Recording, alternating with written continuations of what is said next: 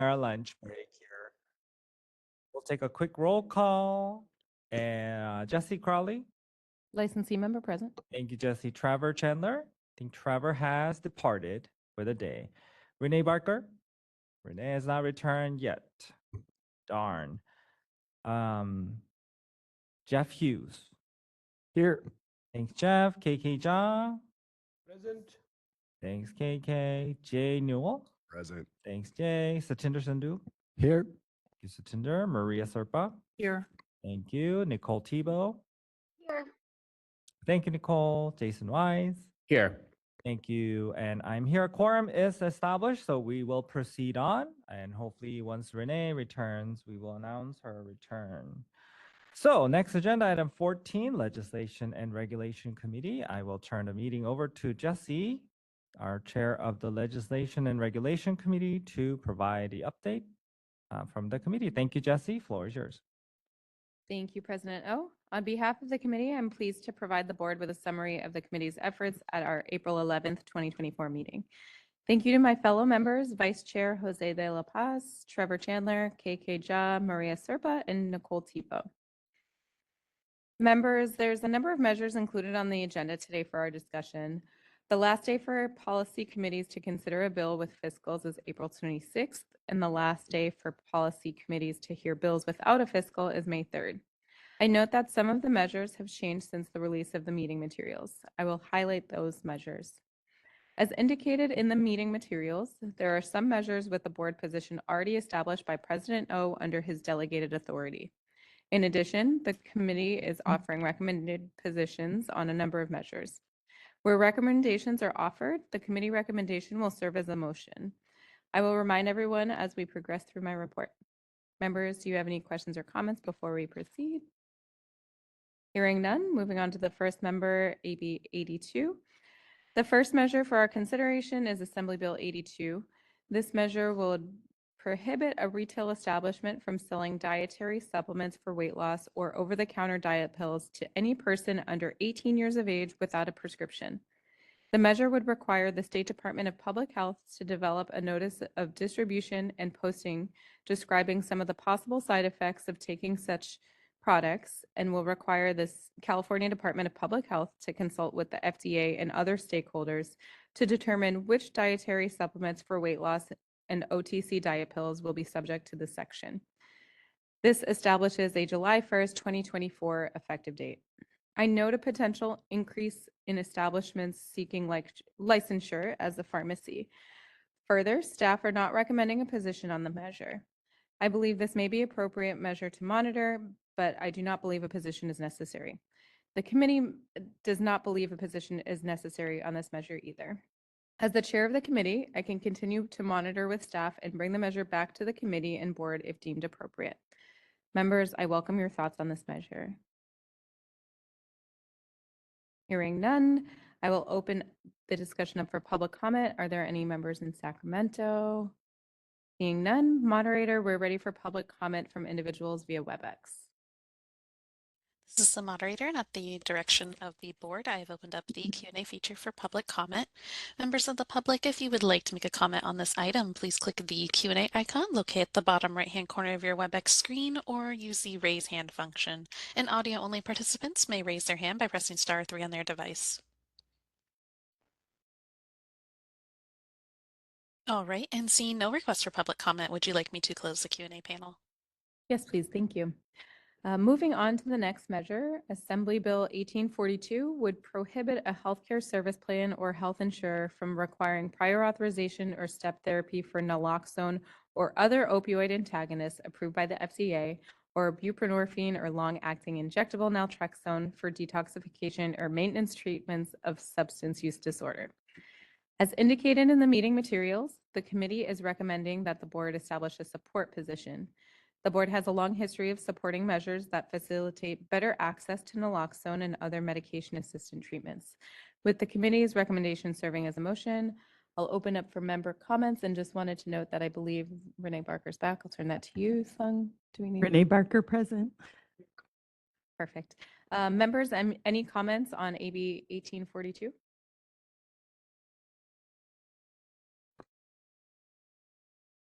Hearing none, we'll move on to public comment in Sacramento.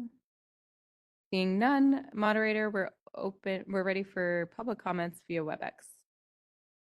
This is the moderator, and at the direction of the board, I've opened up the Q&A feature for public comment. Members of the public, if you would like to make a comment on this item, please click the Q&A icon located at the bottom right-hand corner of your WebEx screen, or use the raise hand function. And audio-only participants may raise their hand by pressing *3 on their device. All right, and seeing no requests for public comment, would you like me to close the Q&A panel? Yes, please. Thank you. Members, are there any additional comments on this measure? And if not, I will turn it back over to President O for the vote. Thank you, Chair Crawley. How do you vote? Yes. Thank you. Trevor is not here. Renee, how do you vote? Yes. Thank you, Renee. Jeff Hughes. Yes. Thank you, Jeff. KK Jha. Yes. Thank you, KK. Jay Newell. Yes. Thank you, Jay. Satinder Sandhu. Yes. Thank you, Satinder. Maria. Yes. Thank you, Maria. Nicole. Yes. Thank you, Nicole. Jason. President O, to avoid any conflict of interest or appearance of conflict of interest or impropriety, I will abstain. Thank you. Thank you, Jason. And please forgive me if I keep calling your name because just we'll notate and move on. And I vote yes, the motion passes. Back to you, Chair Crawley. Thank you. Members, AB 1902 would require pharmacies to provide translated directions for use on prescription labels under specified conditions, and further would require a pharmacy to provide a person at no additional cost an accessible prescription label that, among other conditions, is appropriate to the disability and language of the person making the request through the use of audible, large print, braille, or translated directions. As amended, this measure would not apply if the dispenser were a veterinarian. As a committee, we agree that the policy goal of the measure is laudable, but it is unclear if the measure can be implemented in its current form. As indicated in the meeting materials, the committee does not believe a position is appropriate. Similar to AB 82, I will continue to monitor this measure with staff and bring the measure back for consideration. Members, do you have any comments about this measure? Okay, hearing none, we'll move to public comment. Any public comment in Sacramento? Seeing none, moderator, we're ready for public comment via WebEx. This is the moderator, and at the direction of the board, I have opened up the Q&A feature for public comment. Members of the public, if you would like to make a comment on this item, please click the Q&A icon located at the bottom right-hand corner of your WebEx screen, or use the raise hand function. And audio-only participants may raise their hand by pressing *3 on their device. And it looks like we have a request from Keith Yoshizuka. And Keith, you'll be given 3 minutes to speak with a 10-second warning. Please click the unmute me button when the prompt appears on your device. Keith Yoshizuka, California Society of Health System Pharmacists. We urge a position of support if amended. We applaud the efforts to increase the accessibility, particularly for those who are sight impaired. But we are concerned about the requirement that it be provided at no cost to the consumer. Thank you.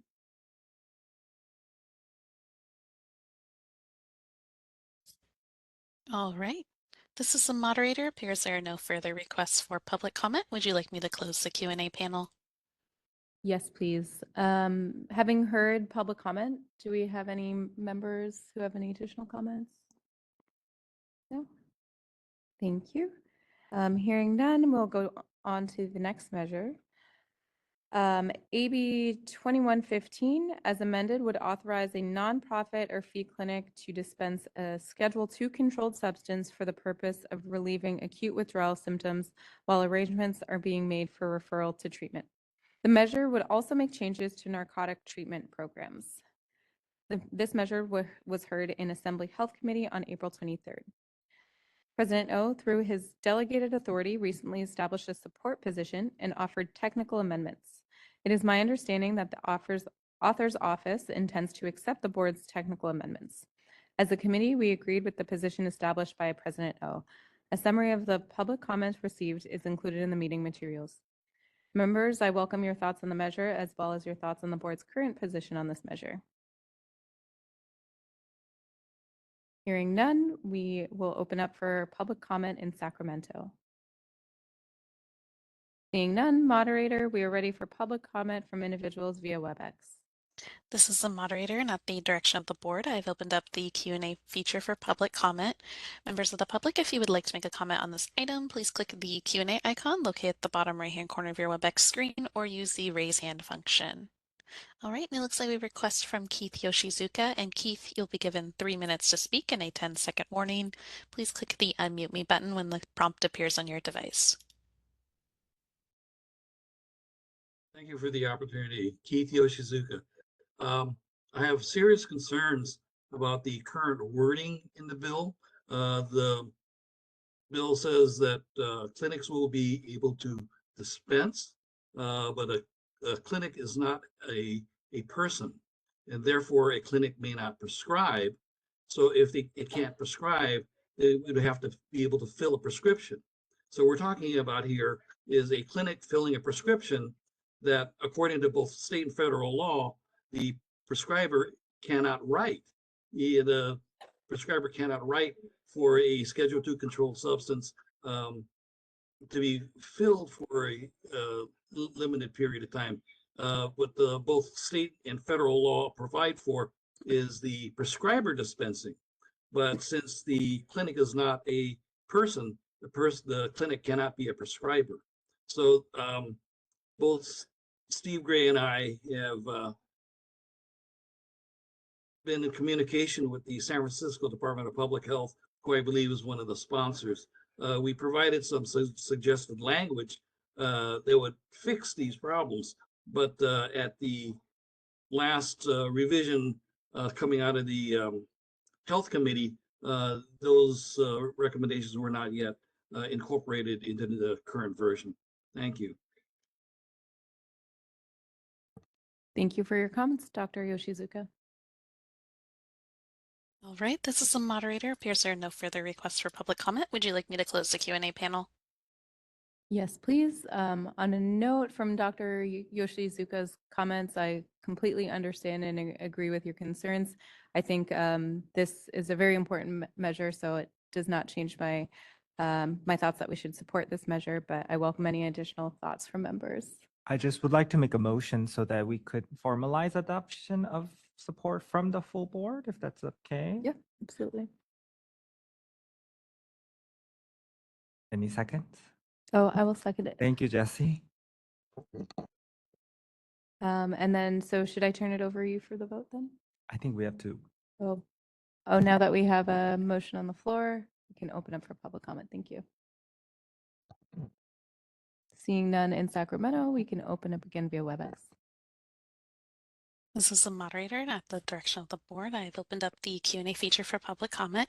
Members of the public, if you would like to make a comment on this item, please click the Q&A icon located at the bottom right-hand corner of your WebEx screen or use the raise hand function. And audio-only participants may raise their hand by pressing *3 on their device.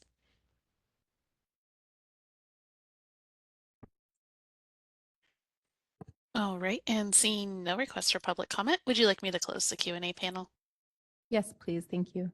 And I will turn it back over to President O for the vote. Thank you, Chair Crowley. Jesse, how do you vote? Yes. Thank you, Renee. Yes. Thank you, Jeff. Yes. Thank you, KK. Yes. Thank you, Jay. Yes. Thank you, Satinder. Yes. Thank you, Maria. Yes. Thank you, Nicole. Yes. Thank you. And Jason will abstain. Thank you. Abstain. And I vote yes. The motion passes. Back to you, Chair Crowley. Thank you. The next measure for our consideration is AB 2169, which would allow a healthcare professional to request authority to adjust the dose or frequency of a drug to meet specific medical needs of the enrollee without prior authorization under specified conditions, including that the dose has not been adjusted more than 2 times without prior authorization. This measure was heard in Assembly Appropriations Committee on April 24th. As included in the meeting materials, the committee is recommending the board establish a support position on the measure. With the committee's recommendation serving as a motion, I will open up for member comments. I just want to say thank you for I think that this is a great idea, and hopefully this will alleviate some of the overuse of prior authorizations for patients to have to deal with. I agree. Thank you. Moving on to public comments. Any public comments in Sacramento? Seeing none, we are ready for public comment via WebEx. This is the moderator, and at the direction of the board, I've opened up the Q&A feature for public comment. Members of the public, if you'd like to make a comment on this item, please click the Q&A icon located at the bottom right-hand corner of your WebEx screen, or use the raise hand function. And audio-only participants may raise their hand by pressing *3 on their device. It looks like we have a request from Keith Yoshizuka. Keith, you'll be given 3 minutes to speak and a 10-second warning. Please click the Unmute Me button when the prompt appears on your device. Keith Yoshizuka, California Society of Health System Pharmacists. Speaking for the organization, we support the position of support on this bill. Thank you. Thank you. All right, this is the moderator. Appears there are no further requests for public comment. Would you like me to close the Q&A panel? Yes, please. Members, I will turn it back over to President O for the vote. Thank you, Chair Crowley. How do you vote? Yes. Thank you. Renee, how do you vote? Yes. Thank you. Jeff, how do you vote? Yes. Thank you. KK, how do you vote? Yes. Thank you. Jay, how do you vote? Yeah. Thank you. Satinder, how do you vote? Yes. Thank you. Maria, how do you vote? Yes. Thank you. Nicole, how do you vote? Yes. Thank you. Jason, how do you vote? Abstain. Thank you. And I vote yes, the motion passes. Back to you. Thank you. Members, AB 2269 would reduce the prohibition of a public member of any board from having a specified relationship, so employer, contractual relationship, etc., with a licensee of that board within 3 years. The current law is 5 years of that public member's appointment. This measure passed out of Assembly Appropriations Committee and was ordered to the consent calendar. The committee does not believe a position is necessary on this measure, but I welcome your thoughts, members, on 2269. Nope. Hearing none, we will open up for public comment in Sacramento. Seeing none, we are ready for public comment via WebEx. This is the moderator, and at the direction of the board, I've opened up the Q&A feature for public comment. Members of the public, if you'd like to make a comment on this item, please click the Q&A icon located at the bottom right-hand corner of your WebEx screen, or use the raise hand function.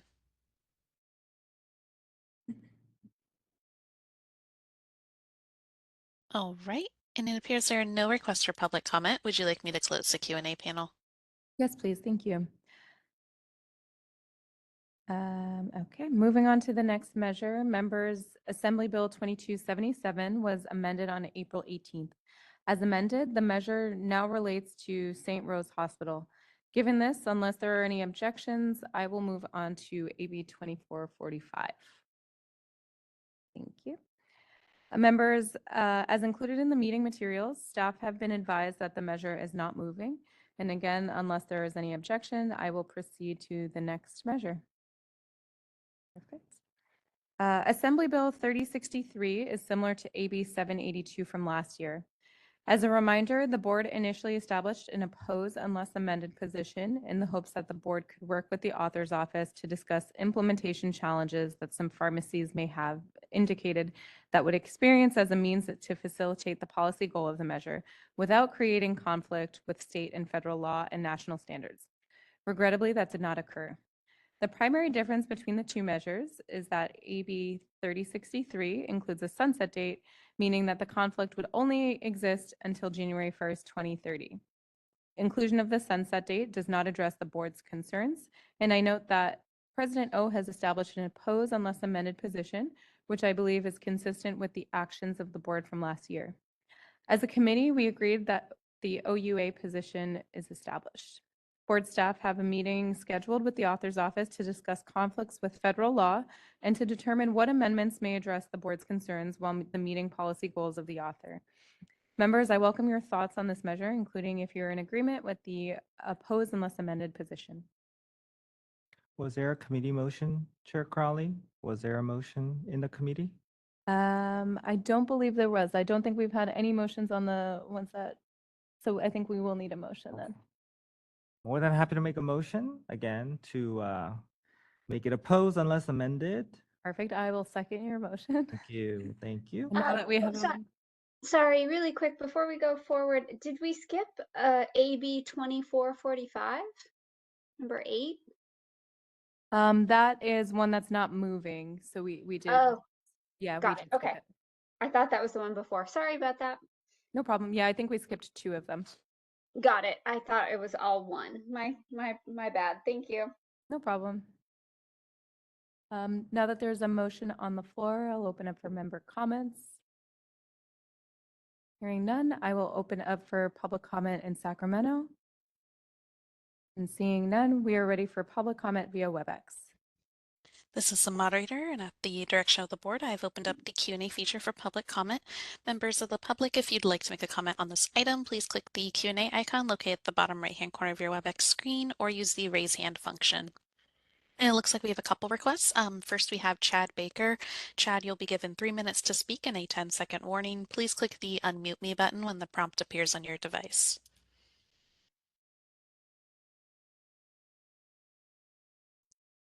Vice President of Government Relations at Flavor RX.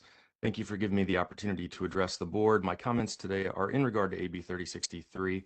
This bill is a lifeline to the countless California children who struggle to take medicine and the desperate parents and caregivers who battle with their kids to get the medicine down. For that reason, I urge you to support its passage. The fact of the matter is, California has seen the number of pharmacies offering medication flavoring to its residents drop from over 3,000 locations to less than 30. That is a 99% reduction in access to this valuable service. This is 100% attributable to the board signaling that it plans to enforce all USP 795 non-sterile compounding requirements on pharmacies that continue to flavor medications. Yes, this was a business decision for these pharmacies, but it wasn't like 1, 2, or a handful of them stopped flavoring because of this new stance. They all did. This business decision was forced upon pharmacy owners and operators by bad policy. The simple truth is USP 795 and flavoring do not coexist. So in this regard, AB 3063 is a lifeline to this board, whose members, including Dr. Serpa and Dr. Crowley, have said during many previous meetings that flavoring is an important pharmacy service to ensure patient adherence. It is a non-existent pharmacy service without this bill. For that reason, I urge you to support its passage. If you feel the bill needs to be amended before you can support it, then as board members, please direct your staff to work with the author's office on reasonable compromise language. There are myriad examples of other state boards of pharmacy who have gotten it right. Nevada just worked out a solid position. Oregon, Michigan, and South Dakota have recently done the same. In fact, 25 boards of pharmacy have expressly carved flavoring out from USP 795 compounding regulations, with several more to come. It can be done, and it can be done without running afoul of the FDA. On that topic, you have heard that AB 3063 violates federal law and therefore must be opposed. This is simply not true. First off, the vast majority of pharmacies who provided flavoring to their customers and will again, if AB 3063 passes, are not 503A certified compounding pharmacies and never would be. That argument is irrelevant to this issue. Second, the FDA is concerned about the quality of ingredients being used in non-sterile compounding and that those ingredients meet USP standards. Federal law does not broadly incorporate USP non-sterile compounding requirements. That is left to the states to decide. Third, and this is where the proof is in the pudding, the FDA has shown through its actions that it has no concern with the regulation of pharmacies that flavor. To this day, 47 states do not subject flavoring to USP 795 non-sterile compounding requirements. There have been exactly 0 federal violations reported in the tens of thousands of pharmacies that continue to flavor in those states. The specter of AB 3063 putting California at odds with the feds is a boogeyman, pure and simple. In closing, I again urge you to support the passage of this bill. It is a continuation of existing California pharmacy rule that is working just fine as is. Thank you. Thank you for your comments. All right, this is the moderator and next individual who's requested public comment, Keith Yoshizuka. And Keith, you'll be given 3 minutes to speak and a 10-second warning. Please click the unmute me button when the prompt appears on your device. Keith Yoshizuka, California Society of Health System Pharmacists. CSHP is on record as supporting AB 3063. Thank you.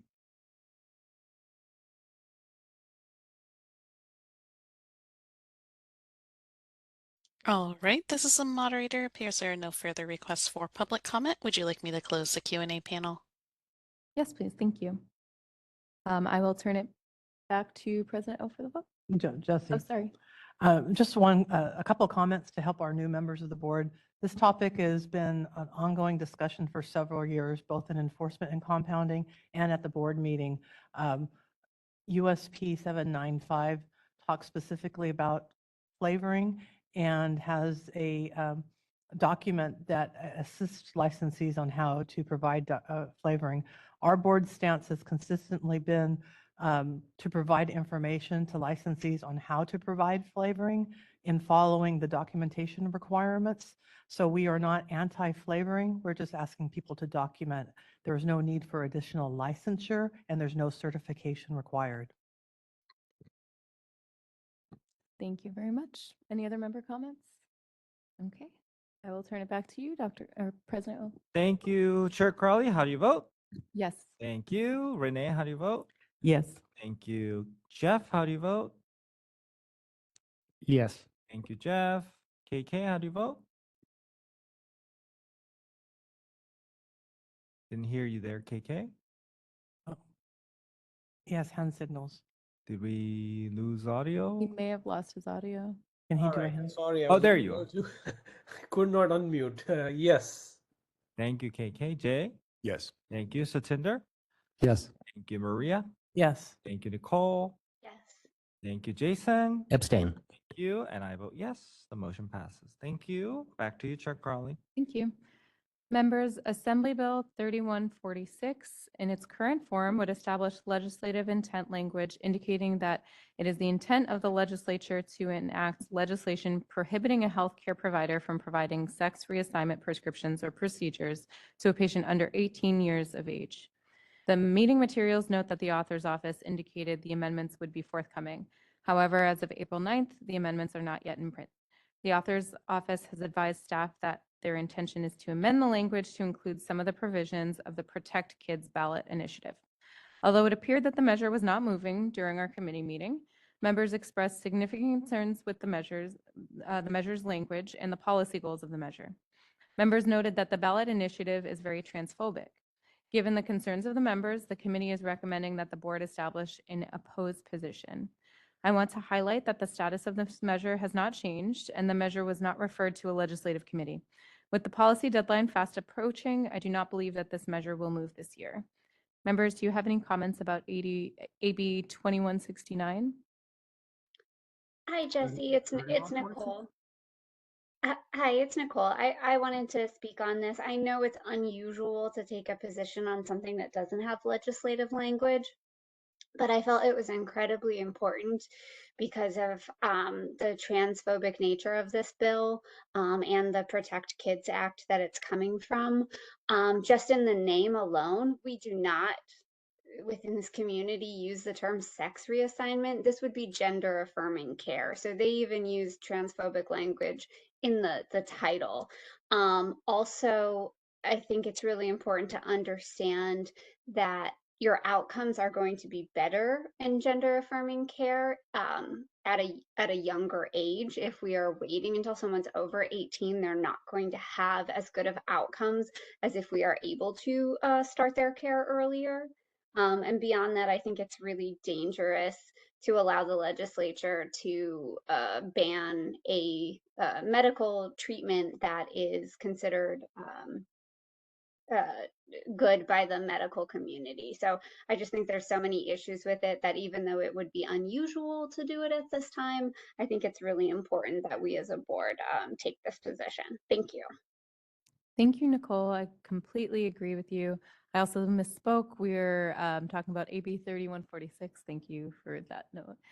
Any other member comments?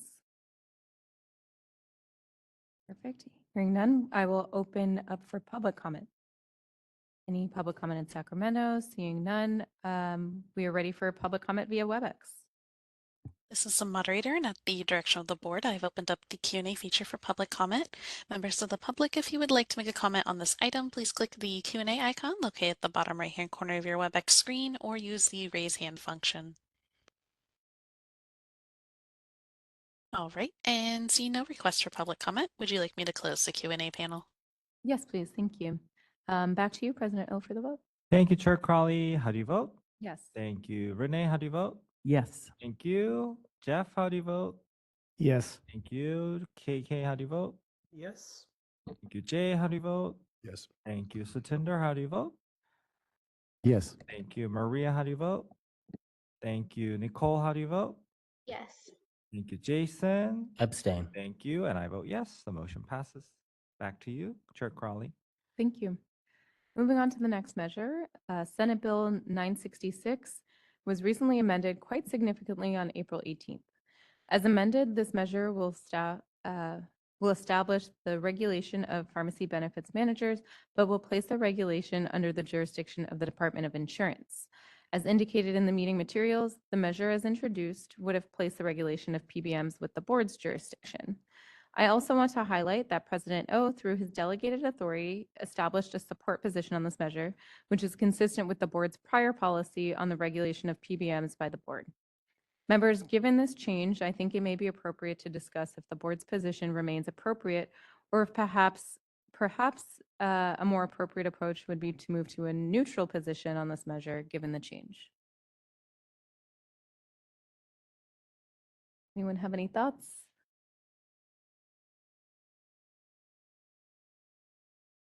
This is, oh, Go ahead. go ahead. I was gonna say, this is Nicole. I still support it. I think the board would have been great to oversee it, but I do think the Department of Insurance works as well. PBMs are a huge problem for our patients. We get so many issues and complaints that I really want to see something progress on this, whether or not we have the oversight.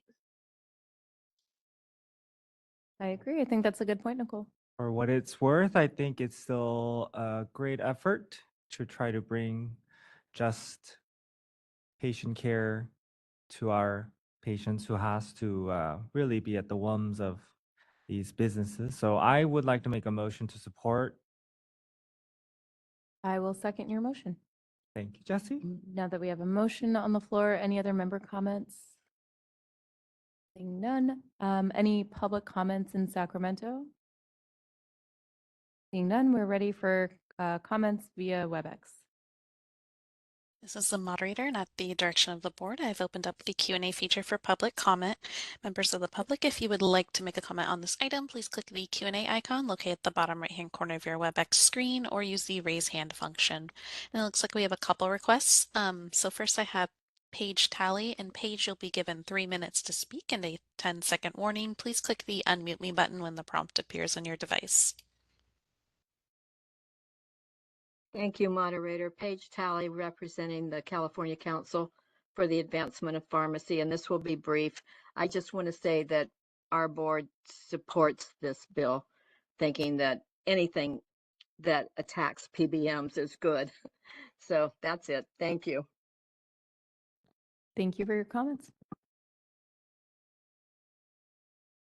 All right, this is the moderator. Our next individual who has requested public comment is Richard Dang. Richard, you'll be given 3 minutes to speak and a 10-second warning. Please click the unmute me button when the prompt appears on your device.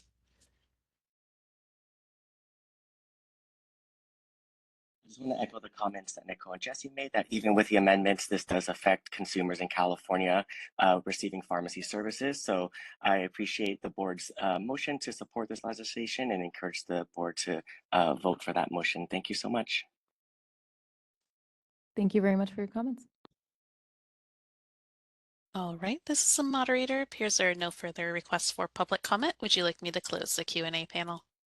Yes, please. And I'll turn it back over to President O for the vote. Thank you, Chair Crawley. The motion is to support. How do you vote, Chair Crawley? Yes. Thank you, Renee. Yes. Thank you, Jeff. Yes. Thank you, KK. Yes. Thank you, Jay. Yes. Thank you, Satinder. Thank you, Maria. Yes. Thank you, Nicole. Abstain. Thank you, Nicole. And Jason? Abstain. Thank you, and I vote yes. The motion passes. Thank you. Moving on, members, Senate Bill 1067 would require the board to develop a process to expedite licensure for an applicant that demonstrates that they intend to practice in a medically underserved area or serve a medically underserved population. The measure was heard in Senate Appropriations Committee on April 22nd. As I stated during the committee meeting, while I appreciate the policy goal of the measure, it is written quite broadly. I'm concerned that the potential impact to individuals seeking licensure as pharmacists, technicians, et cetera, and the potential impact on application processing times in the board is required to expedite the applications for those serving in a medically underserved area. I'm fearful that prioritizing applications for specific populations of applicants is going to create a barrier to licensure for others. The committee is not recommending that the board take a position on this measure. The committee does believe it may be appropriate to request additional resources to ensure reprioritization of applications does not result in extended licensing delays for other applicants. Members, I appreciate any thoughts you have. Hearing none, we'll move on to public comment in Sacramento. Seeing none, we're ready for public comment via WebEx. This is the moderator, and at the direction of the board, I've opened up the Q&A feature for public comment. Members of the public, if you would like to make a comment on this item, please click the Q&A icon located at the bottom right-hand corner of your WebEx screen, or use the raise hand function.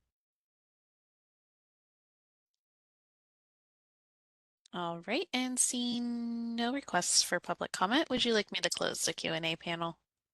Yes, please. Thank you. Okay, moving on to the next measure.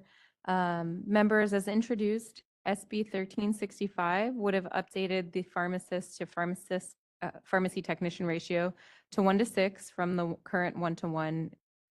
The status of the measure indicates that it was recently amended from 1:6 to 1:4 and passed out of the Senate Business Professions and Economic Development Committee on April 25th. Members, given this change, I think it may be appropriate to discuss if the board's current position remains appropriate, or if perhaps it may be appropriate to move to a neutral position, move to an opposed unless amended position. In attending the licensing committee meeting, we received the results from the board's recent survey on the current ratio. I think the survey results, as we discussed earlier, could potentially support an increase in the ratio in the community pharmacy setting to 1:2 if the pharmacist retains the ability to decline to supervise more than one technician, consistent with the current provisions of the law. As a committee, we had significant discussion about the appropriate position to establish, going between oppose or oppose unless amended. The vote was not unanimous, but the majority determined an opposed position is appropriate, given the board did not have a specific amendment to offer. Members, with the committee recommendation serving as a motion, I welcome any comments that you have. Hi, Jesse. This is Nicole. I think oppose unless amended could make sense here, that we can engage with the author's office. If they've already dropped it a little bit, it shows that there is room. I think another really important thing that we need to talk to the author about is what we were talking about earlier, that we do not put a limit on clerks and like non-tech specific licensed functions. So we need to understand, or they do, if that 1:4 is meant to include those people. So I think that's a really important point that we hadn't necessarily talked about in the committee, but that needs to be brought up after our conversation today. Thank you, Nicole. I think during the committee, there was a lot of discussion and fear of 1:6. The fact that it's been amended to 1:4, and we saw a lot of support in the, from the pharmacist to increasing it. I was hoping that we can change from opposed to either oppose if amended or neutral, or not just have it opposed. Thank you. Any other member comments? Yeah, I kind of wanted to reiterate my comments during the committee meeting, but also to say since the committee meeting, I was reading an article that was about stakeholders who are engaged with the author regarding this bill. And typically, stakeholders that engage the author have some sort of stance of either support if amended or oppose unless amended. An opposed position that we had talked about the strict definition of oppose means that nothing could change that would make us happy with it. We oppose it. If we're open to any changes, it should be opposed unless amended. And I think we should be at the table to have those discussions. And so I think we should change our position to oppose unless amended. Thank you. I will add some additional thoughts. Just generally speaking, I want to highlight, of course, that this is only an expansion in the community setting. So just kind of piggybacking off of our huge discussion earlier, which I think will continue to be an ongoing discussion. I will say, even seeing this, I'm a little disappointed because I was hoping that this would be something that the Board of Pharmacy kind of worked through and kind of did through our sunset report. It doesn't address some of the other areas that I think really need to be highlighted. But any other member thoughts? I think we hit on a lot of the issues and discussion earlier today too. I think it's for me, I was hoping that this would be incorporated, the issue of tech ratio would be incorporated in sunset review as a very thoughtful approach how we usually do our business. This, I think, is a little bit rushed. So if we do go with oppose unless amended, I would really like to hear what the board would like to see as amended. As the legislative cycle is very dynamic, as the negotiations go back and forth, and as in between our board meetings, there are opportunities for us to present our what do we want. So I think my challenge with oppose unless amended at this point is I'm not sure where we are. And do we have adequate information of what is amended we want? So that discussion would be really helpful if we do go that route. I see your point, because that was actually the point that Trevor brought up also about, once we say if amended, we have to offer some words. I think that is a valid discussion or a valid point. But equally valid is, I don't think the board should go on record as opposing the discussion on technician ratios. I think that we should go on record as having appropriate concern to be a part of the discussion. My understanding of the definition of oppose means no amendments would make us happy. I think that differs from my understanding, and we kind of talked about this at the committee meeting. Even if we have oppose, we can still work with the author's office on this. I do agree with Sung. I think there's so much work, even just thinking of extrapolating the data from the survey results. We don't really have the full picture yet to see the specific areas. I will say, just like from a logistical standpoint, one of the things we discussed was the PIC's autonomy and ability to say no, or the staff pharmacist's ability to decline. Anything? So one more thing, just to, I think to be clear, is nothing keeps the board from working with the author's office, no matter what our position is. It's what the position will state to other people outside, that the board goes on record as opposing the idea in its entirety, or does the board go to, it's a nice idea, but we don't like the way you're doing it? And those are the two differences, because I think that we actually have policy statements which talk about what oppose is. So oppose doesn't mean that we can't work with the author, you are correct, but it means that we don't like the idea.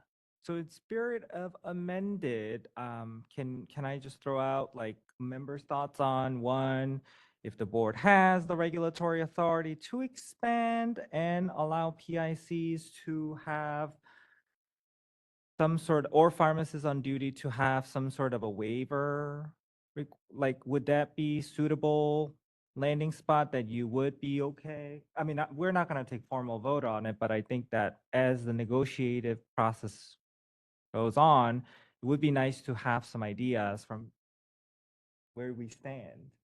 So I would prefer the regulatory approach as it was discussed in previous licensing meetings. But again, that's where I think it gets tricky for me, because in between meetings, we're trying to, it's dynamic, right? And I mean, you can just say that oppose unless amended, but we do want to participate in the discussion. We don't want to be locked out and just say we're opposed unless amended without knowing what amended is. But you bring up an interesting point, because I was thinking the amendments would be back towards the code, the law that has it dictated what the ratio is.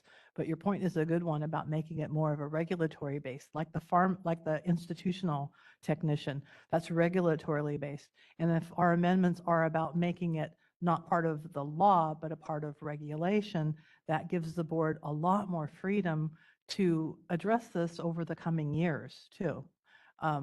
I'd be happy and actually ecstatic if we could remove it from law and have it be totally in regulation. I think I would agree with that. That would, I think, save us a long time for this process too. And kind of echoing what Sung said, this does feel very rushed because the legislative cycle is so quick moving and we only have a few meetings. And so everything happens so quickly. It doesn't really allow us to gather all the information we need I think anyway, to plan this out appropriately. Satinder, did you have another comment? Only concern would be it doesn't put us back in the limbo that has been in so many years where, it comes back to regulatory and we're same scenario where we not wanting to move beyond 1:1 ratio. Well, that will be up to us at that point.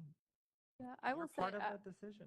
I'm hopeful, just having been on the board for a couple years and being part of the med error reduction workforce committee, going through the standard of care committee and seeing where we are now with a lot of the proposals. I've seen the work that we've done and the research that has gone into the proposals that we're considering today. And so I think it does take time, but at least it gives us that flexibility and enough information to kind of back and support us. And I think that, Jennifer, nothing against you guys, but regulatory process is very thorough and it's so, we try to put a lot of thought to it and a lot of comments. So in general, I think that may be a possibility, just throwing it out there, just a food for thought. We just had lunch, but more food. I also agree with Maria that, like oppose in there is just like a language that we don't want to engage. If that could be, I don't know, if that could be removed.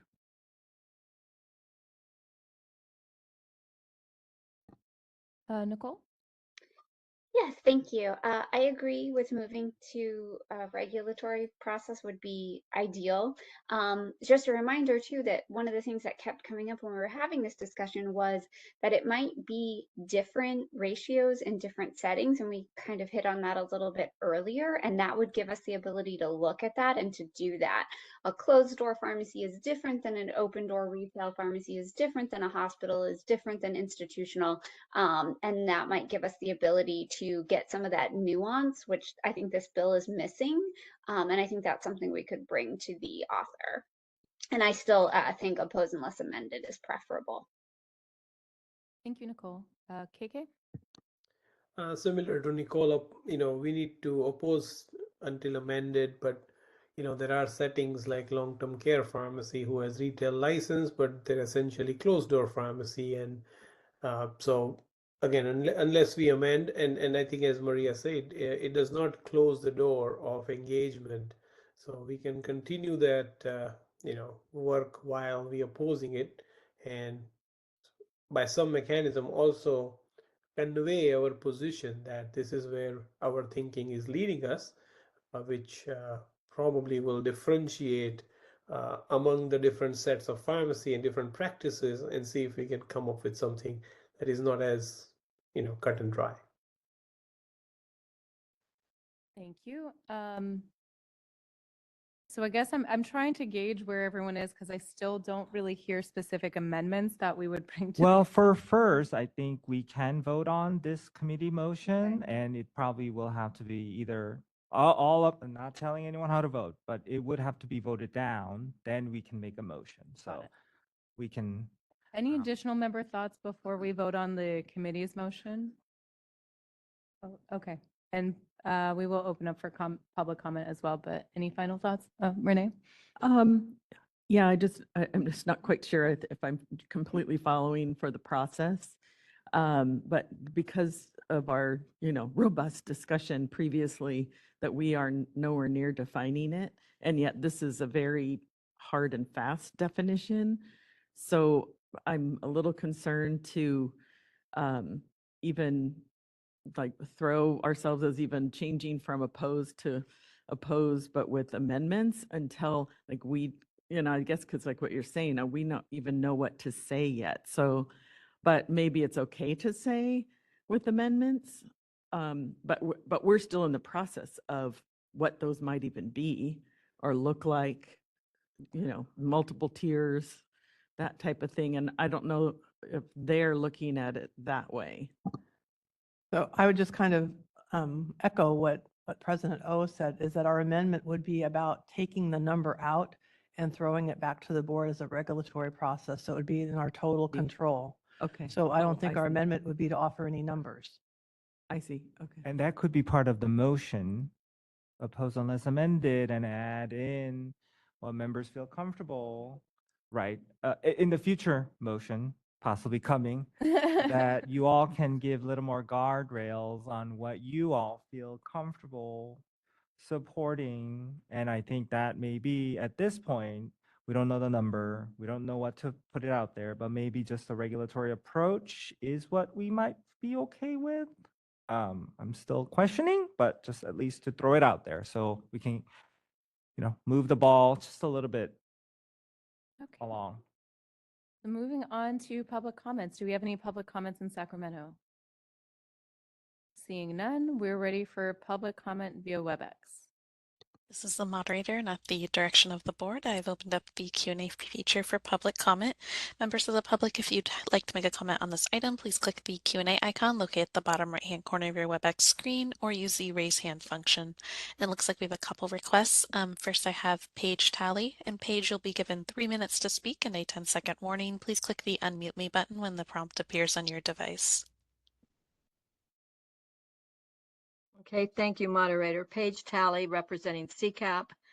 And all I want to say, because you know how I feel about the numbers, is that the later in the game that no, I have two things to say.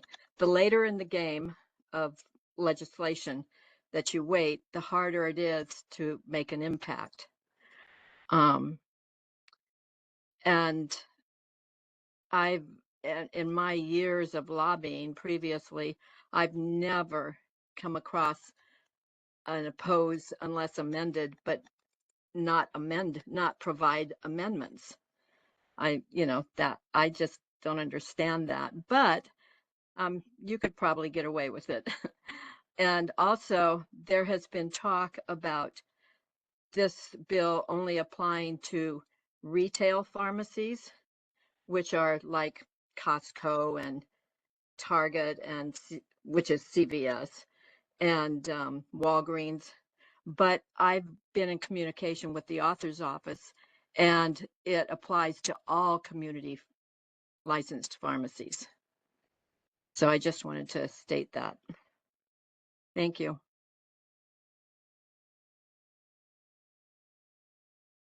Thank you.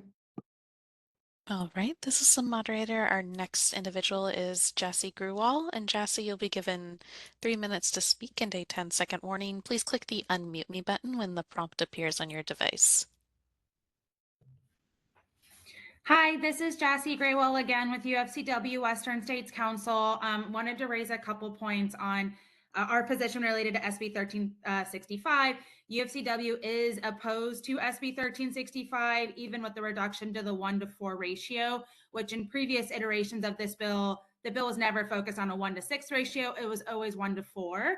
We actually had over 100 pharmacists send letters to the committee in opposition to a increase in the ratio. So I just wanted to note that we had over 100 member pharmacists actually oppose this bill. And I just want to clarify a few points. You can have an opposed position and still engage with the author's office. It does not preclude you from saying that in the future, your position could change from an opposed to an opposed unless amended to eventually a support if they take your amendments. But you can still have those discussions and engage with the author's office. And what we would urge the Board of Pharmacy in their engagement with the author's office is to let them know that the board has undertaken a process of surveying and discussing this issue.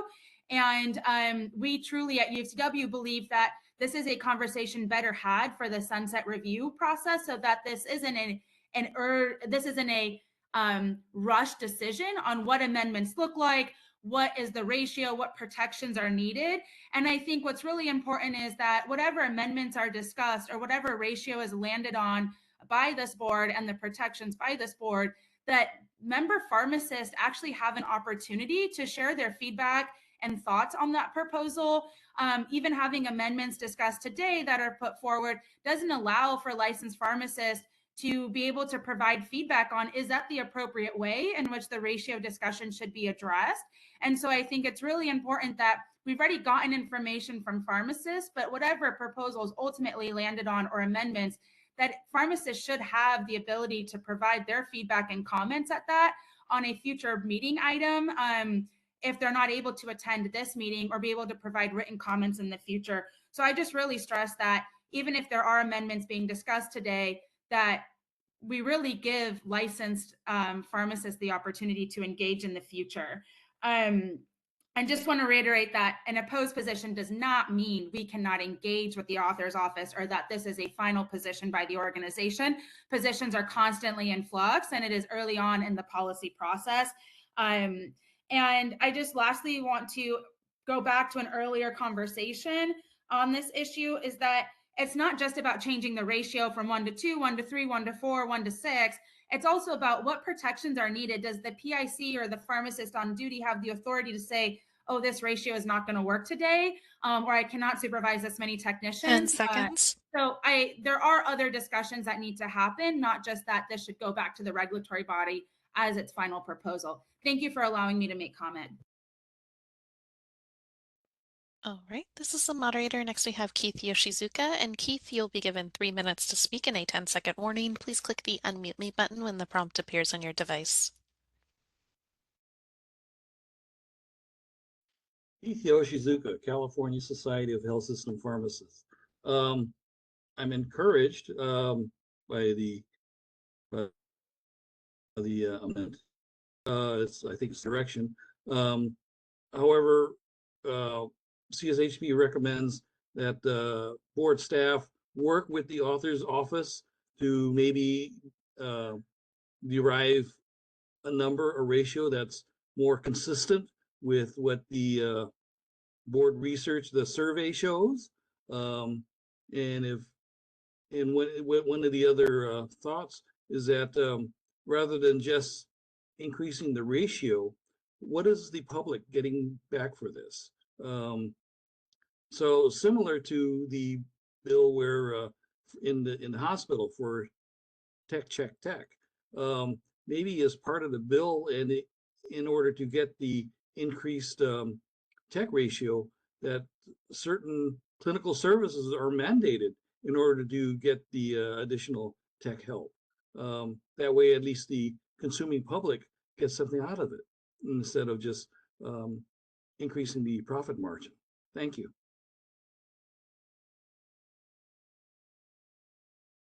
All right, this is the moderator. Appears that was our last request for public comment. Would you like me to close the Q&A panel? Yes, please. Are there any additional member comments after receiving public comment? Okay. I would like to echo one thing that Dr. Yoshizuka said, which is what purpose this serves to the public. So we're really in the preliminary stages of taking the survey results, and we don't have much data. I personally would also like to see some of the data coming out of what changes or how the changes from AB 1286 impact the pharmacy practice. We still haven't implemented med-error reporting, but I would like to see some more data personally before moving forward with this sort of change. And I just know that it takes a little bit more time. So I personally would like to see more time. But if we don't have any other member comments, I think I'll turn it back down over to President O. So the current motion on the floor is from the committee, which is an opposed position. Thank you, Chair Crowley. I'll call for a vote. How do you vote? Yes. Thank you. Renee, how do you vote? Yes. Thank you. Jeff, how do you vote? Yes. Thank you. KK, how do you vote? Yes. Okay, this is getting interesting now. Jay, how do you vote? Yes. Yes? Yeah. Okay. The Tinder, how do you vote? No. No. Okay. Maria, how do you vote? No. Thank you. Nicole, how do you vote? No. Okay. Jason. Abstain. Abstain. The tiebreaker. No, I'm not. Okay, I'll just vote yes. We're good to go.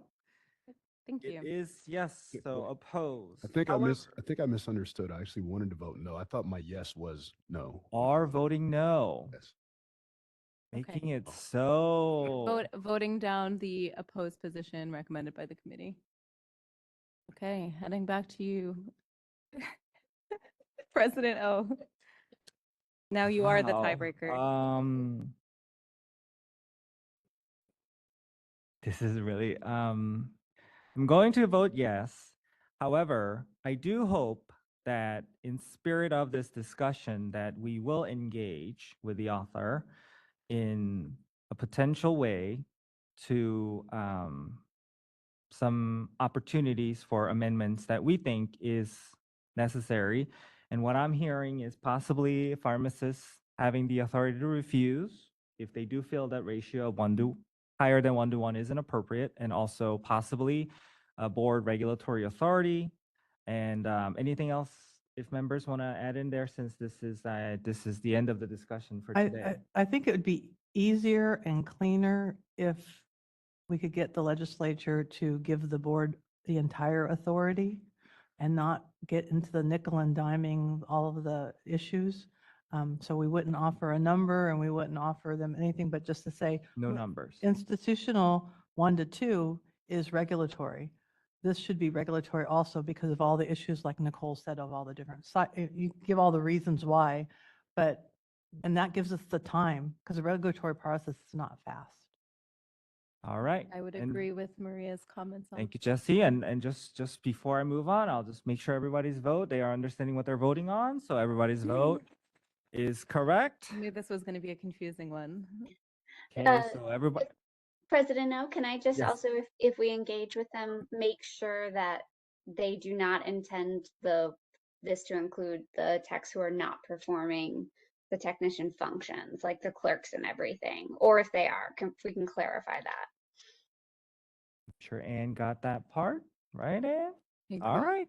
Okay, we're ready to. I will say one last comment on this because this is something that came up. I should have said this earlier, but there was a comparison of kind of other boards supervising, and the comparison of like supervising doctors to nurse practitioners and PAs came up, which is currently 1 to 4. And just for perspective, those are autonomous practitioners with master's degrees. And so we're really comparing apples to oranges here when we're comparing that to the pharmacist to technician ratio. But putting that all aside and moving on to the next item. Thank you. You're welcome. Members, the final measure for our consideration today is Senate Bill 1468, which would allow a practitioner who is not specifically registered to conduct a narcotic treatment program to dispense not more than a 3-day supply of narcotic drugs under specified conditions. As indicated in the meeting materials, the committee is recommending that the board establish a support position. With the committee's recommendation serving as a motion, are there any member comments on this measure? Hearing none, we'll move on to public comments in Sacramento.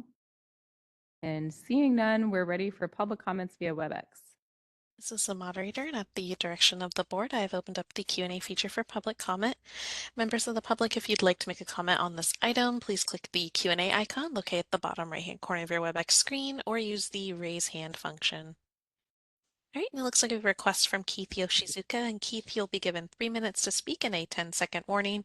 Please click the unmute me button when the prompt appears on your device. Thank you, Keith Yoshizuka, this time as an individual. I believe that this bill is, what it does is requires dissemination of information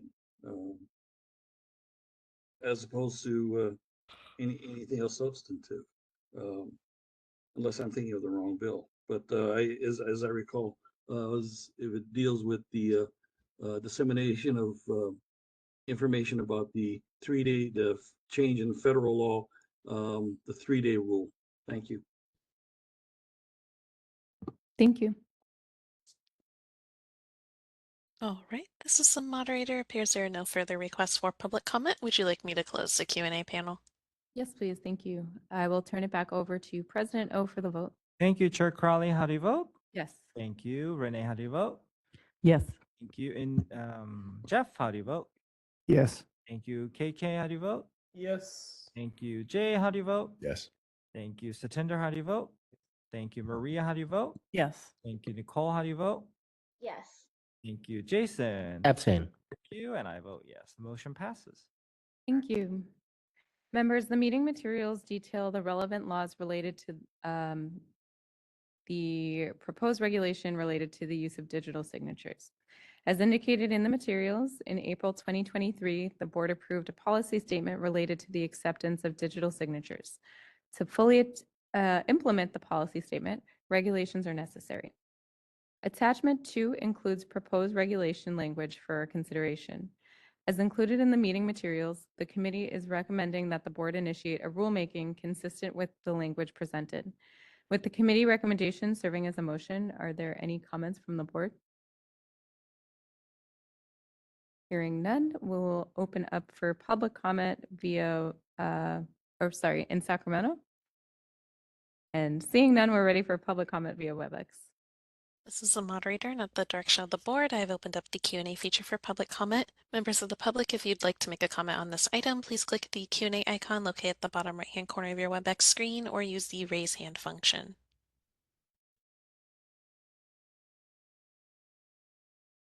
All right, and seeing none, would you like me to close the Q&A panel?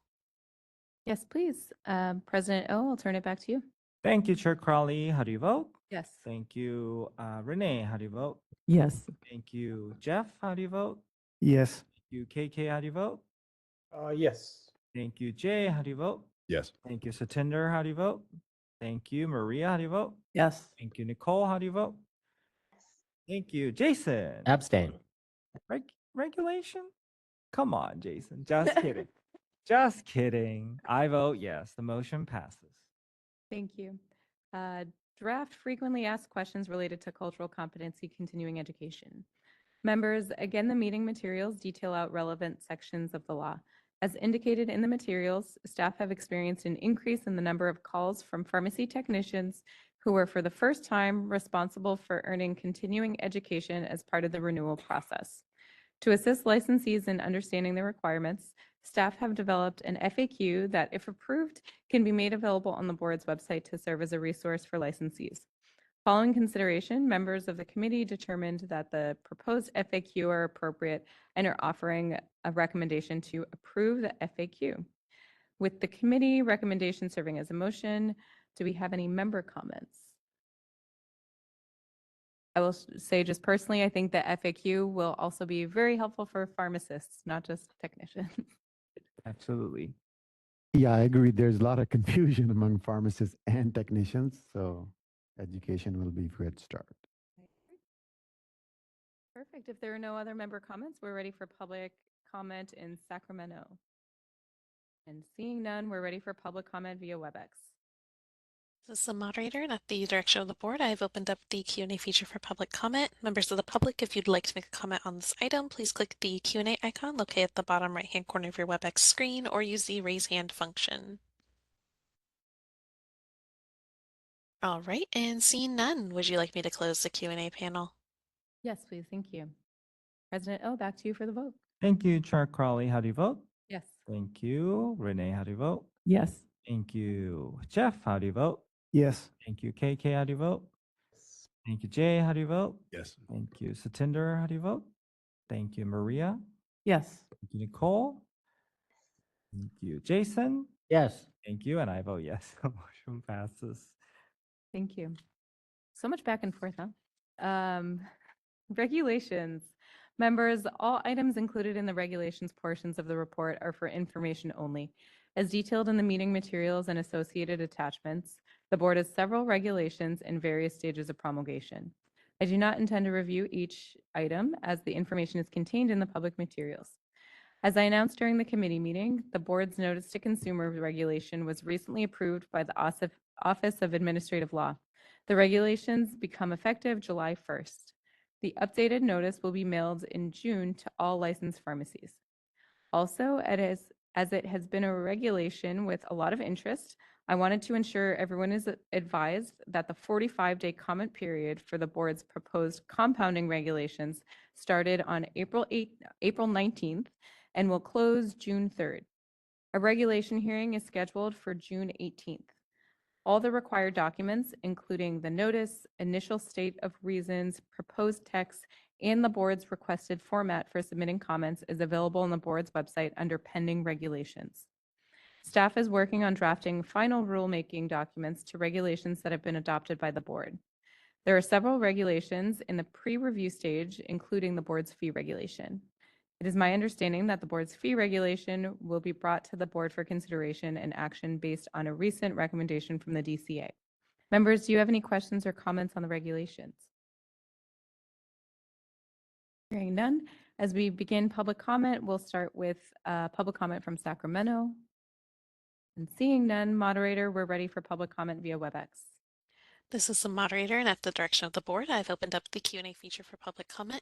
Members of the public, if you'd like to make a comment on this item, please click the Q&A icon located at the bottom right-hand corner of your WebEx screen, or use the raise hand function. And audio-only participants may raise their hand by pressing *3 on their device. All right, and seeing no requests for public comment, would you like me to close the Q&A panel? Yes, please. Thank you. I will now bring the discussion back to members, and if there are no additional comments, President O, that is the end of my report. I will turn it back to you one final time. Thank you, Chair Crowley. Appreciate all the effort of the Legislation and Regulation Committee. Next, agenda item 15, Organizational Development Committee. Moving to agenda item 15, the Organizational Development Committee report. This report is for information only, so I will keep my comments brief and open up for board and public comments at the end. The meeting materials include updated information on the board's budget for the current fiscal year, which began July 1st, 2023. The board's authorized expenditures are anticipated to be about $34.1 million. The largest expenditure includes personnel, pro rata, and enforcement and facilities. The board's fund condition indicates that it is projected that the board fund will slowly decrease, however, at a slower rate than was provided in the board's fee audit. According to the report provided by the DCA, the board's fund currently has 6 months in reserve. As a reminder, under provisions of Business and Professions Code Section 4400P, the board shall seek to maintain a reserve equal to approximately 1 year's operating expenditures. Board member attendance and mail vote information is included in attachment 2 and 3, and I'm truly grateful to everyone for their time and commitment to protecting California consumers. Moving to the personnel update, the board currently has 5 vacant staff positions. Recruitments are ongoing. I receive regular updates on recruitments as part of my weekly meetings with the executive officer and monthly as part of our Organizational Development Committee meetings.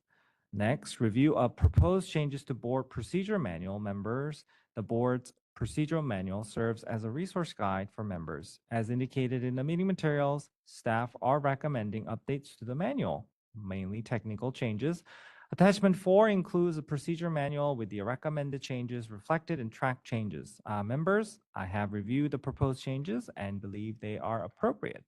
Members, I welcome your comments, and I note that the meeting materials and meeting slide include a potential motion to approve the updated version. And as part of your comments, I would welcome a motion. Hi, Sung. This is Jessie. I move to recommend approval of the updated board procedure manual as presented.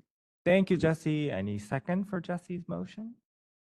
I'll second it. Thank you, Renee. Any other member comments? Seeing none, we're ready for public comment.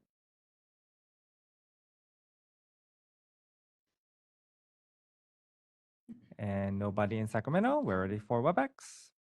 This is the moderator, and at the direction of the board, I have opened up the Q&A feature for public comment. Members of the public, if you would like to make a comment on this item, please click the Q&A icon located at the bottom right-hand corner of your WebEx screen, or use the raise hand function.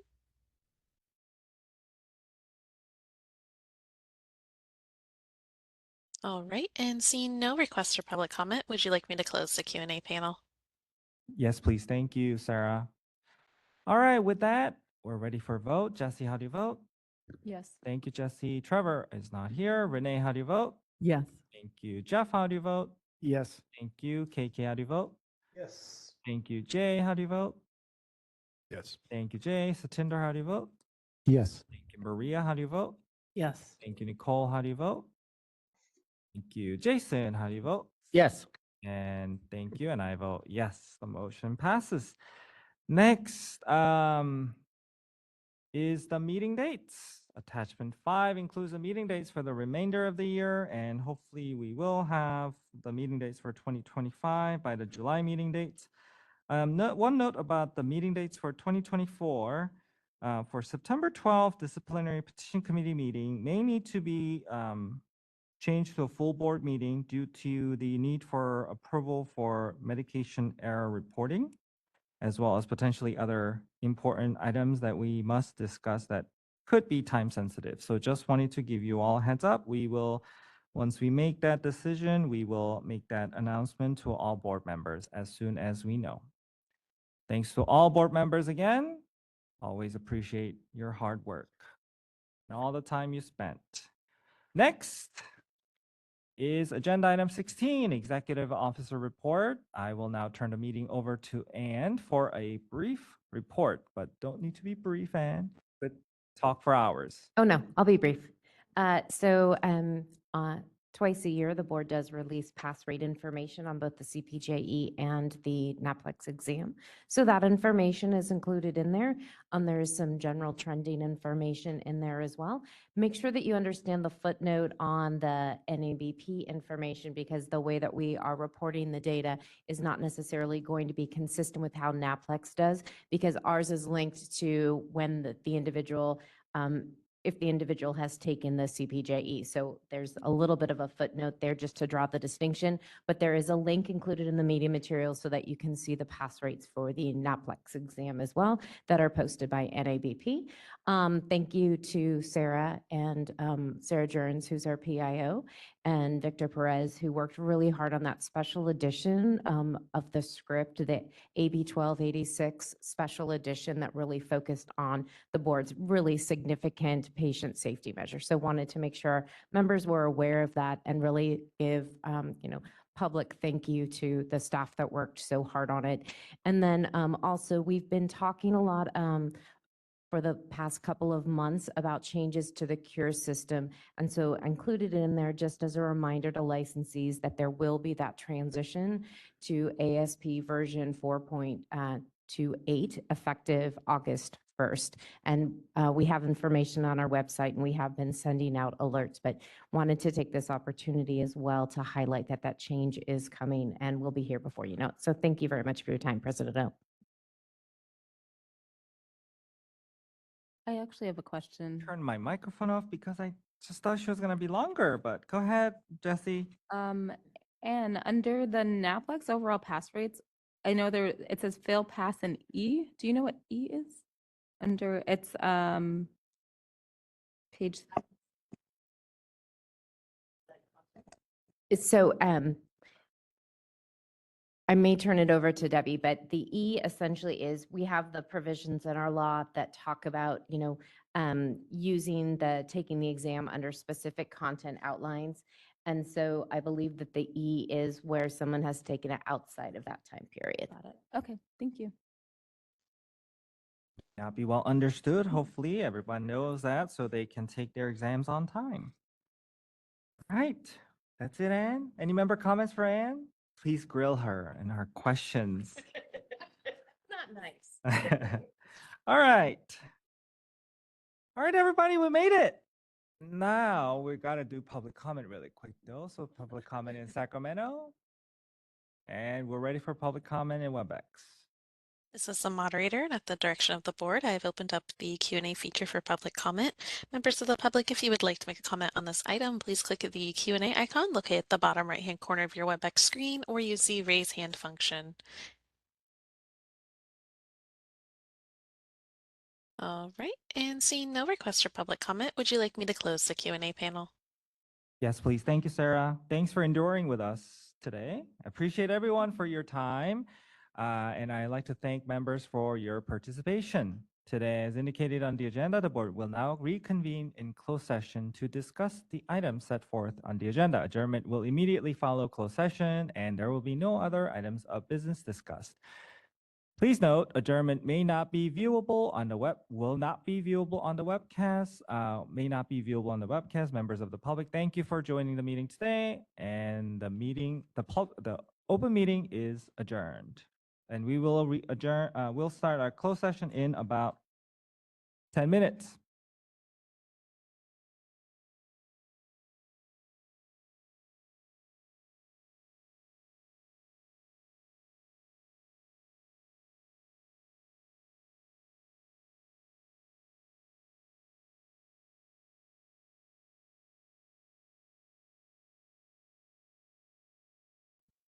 A meeting is adjourned. Thank you, everyone. Thank you. Thank you. Thanks, KK. Thanks, Nicole. Good, See you everybody. soon.